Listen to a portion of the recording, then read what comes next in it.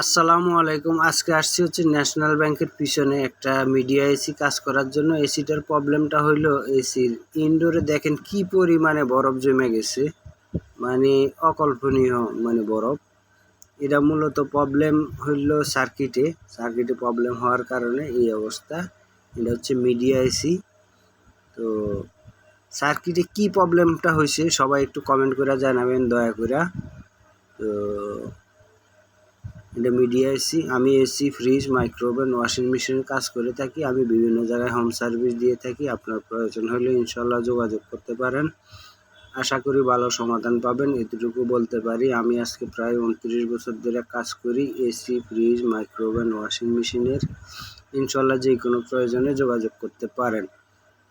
তো 1 minute video করছি, বেশি ভিডিও করি নাই। 1 মিনিট 14 সেকেন্ড। এত কাজ করতে যাওয়া টাইম ছিল না, এই কারণেই। তো ইনশাল্লাহ আমার জন্য দোয়া করবেন, আমি সবার জন্য দোয়া করি আল্লাহর রহমতে। আর কারো যদি প্রয়োজন হয় ইনশাল্লাহ ফোন দিবেন, আশা করি ভালো সমাধান পাবেন, এতটুকু বলতে পারি। আসসালামু আলাইকুম।